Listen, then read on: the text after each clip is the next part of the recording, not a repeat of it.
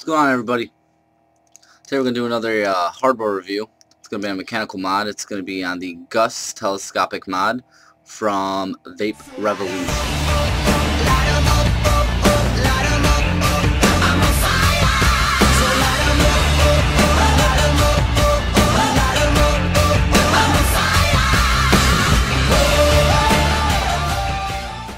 So, Gus Telescopic Mod, we're going to take a closer look at it today. I've had it for about, I'm talking about 5 weeks or so now. Honestly, this thing's giving me a lot of trouble. A lot of fidgetiness. I'll get into what kind of fidgetiness and whatnot throughout this video. I paid $140 for this. VapeRevolution.com is the website. It is telescopic, so it's take multiple size batteries. They do sell the Gus G22, which they sell them with just the 18350 tubes, or the 18500, or the 18650 tube. So you can get it non-telescopic for $20 less. Telescopic feature is going to cost you $20 more, which in my eyes wasn't bad because I could use all the batteries I have. It's a slidey device. What I mean by that is it's fingerprinty, it's smooth. You're going to be cleaning it a lot to keep it shiny. See the finish on there. Probably see all my fingerprints on there. It's got the little threading here for the telescopic part. It's got a bottom firing button and a bottom locking ring down here. Pretty simple looking device. I like the fact that it's a bottom firing button for mechanical, not mechanical, rebuildable atomizers or rebuildable tanks up here, because you can position it to where the wick hole is right where you need it and fire your button without having to worry about it. So that's nice on there. I paid like I think $3 in shipping from them. Shipping was pretty fast. There's no unboxing. It just came in a bubble mailer and bubble wrapped very nicely, and not bad at all. Received it in 3 days, 4 days, I think, something like that. Take my camera here and I'll change the view, and we'll break this down and show you exactly how it works. Alright, so I have it all broken down here. Took it all apart here, so these are all the pieces you're going to have when you get it. It comes assembled already. This is just to show you how it works, how many parts there are to it. Quite a few different parts. You get the telescoping part right here, and you can see it's got lines, or you probably can't see. You can tell my camera's not going to pick it up because it's so shiny. But it's got markings and lines here, and actually it has I think it's millimeter markings from 1 through about, I think, 25 in each line, telling you the size that it is when it's extended or put in. You kind of can make them out a little bit, not too much, but honestly a sloppy job of putting those markings in there because you can't really read the lettering at all. It just looks like a big dash going all the way up. But that's the telescoping part, and the vent holes are on here also. Let's see, 1, 2, it's got 3 vent holes all across the bottom. This is where the bottom cap goes. And it's threaded all the way inside also. And it's also got the Gus logo. So I don't know if you can make out. It's etched in there. Yeah, you can't make that out. It's faintly etched in there. It's a crown and it says Gus. Apologies again. Really need to upgrade my camera setup very soon. And then you have your next tube, which is just a top tube here. And this part goes on to the telescoping part. It's just shiny, no design to it, just shiny, fingerprinty, threaded all along the inside also. Then you have your button, which has a post in there. You can see that little, see, I'll unlock it here. See, that guy comes in and out, and that's what makes contact with the battery. I think this actually, the post that comes out of here is the reason why sometimes I get it not to fire, just because it's a little pointy on the tip and it's probably not making as much contact as it should with the battery. You can see how it's flattened up top, and that's the part that protrudes and just barely touches the battery. Seems to be working better with button top batteries because I'll show you in a minute actually what I mean by that. Then you have the top cap, pretty standard looking top cap.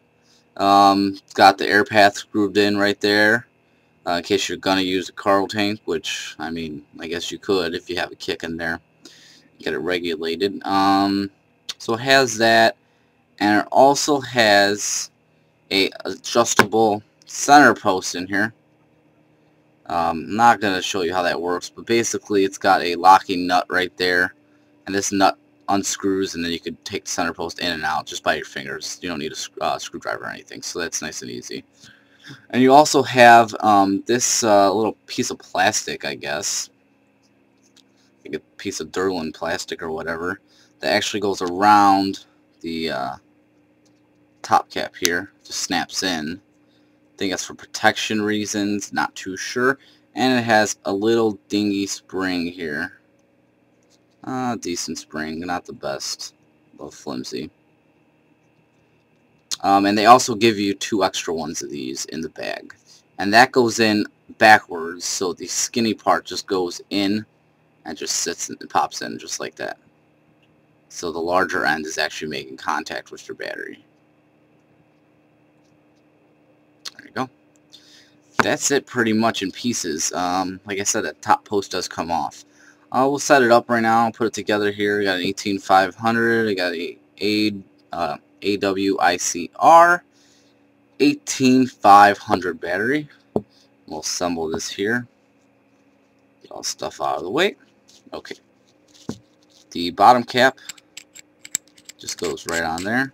And I will add, it is very good quality. I believe it's some type of aluminum or steel. I didn't look it up. I'm sorry about that, but it is hefty compared to my KTS, which is cheap filling. This is a lot more heft to it. So you put your bottom button on, and then you put your top collar on, and there's a groove, like a cut in the top groove where you would see this. It's got that line which you kind of could see on the inside. That's the top end, and then the bottom end's just threading. So that goes in.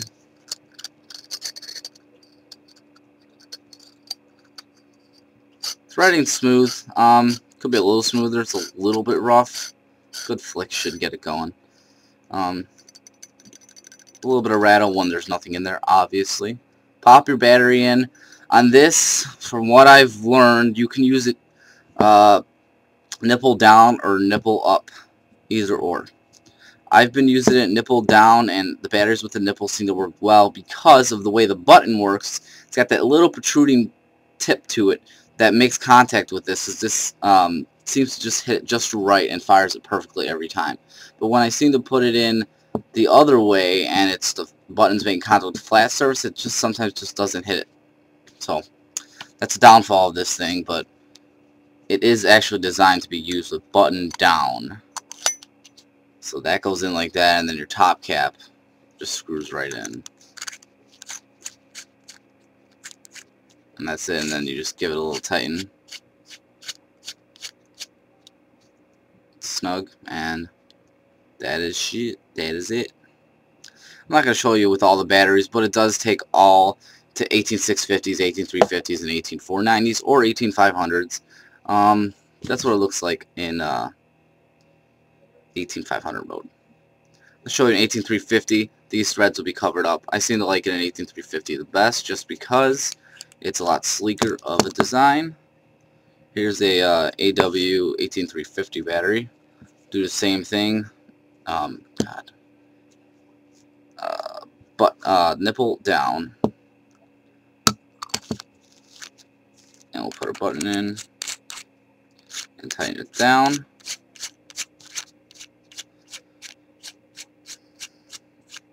And now you can take a look at that. That is tiny. That is a tiny little mechanical. Very tiny. And you could put a Niagara T2 on here. Screws right on. When I did get it, I did have to adjust my top post to make contact with it, but like I said, it's fairly simple to do, and it does work great.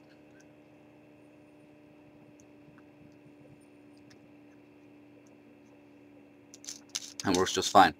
It does have that bottom locking ring on here, which is very smooth. You can just flick it all the way, or flick it all the way up. Yeah, flick or two, and it does do very well. And it's locked. It's open. It fires, and then you give it a little flick. So I'm not going to do because I'm doing it with my left-handed. I'm a right-handed person, and there you go. You just saw one of the problems with it. When you try to unlock it and lock it, sometimes you actually take the button out, and then the battery comes out. That's another downfall of this guy here. Because when you do lock and unlock, sometimes the lock gets stuck, and then it starts unthreading the button, and the button falls out, and you're left with no battery. So I'm glad you guys got to see that, because that's happened to me a few times, and it's quite annoying. Give me a moment here, I'll switch the cameras up and we'll talk a little more about the pluses and negatives, some other things about this guy.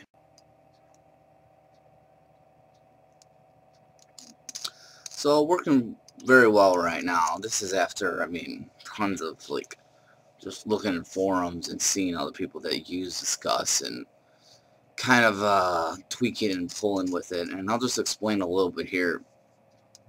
The top spring that I showed you on this guy, you don't need to use it all the time. I find that when you're using something like a rebuildable, you might want to use it to give yourself that extra protection. It's because I just built the coil and the wick on here, stainless steel mesh, I mean, and I just want to make sure I don't, you know, blow my batteries or something. So I do have the spring on there for added protection, but you can use it without the spring, and you can also use it without that little plastic piece. I'm finding that when you take the spring out, which I just did, and this black piece here, you can still use it and it still works fine. Some people are saying, you know, don't do it that way because it could cause a short and whatnot. I haven't had any issues with it, and it seems to fire just a little bit better. It seems to hit just a little bit better.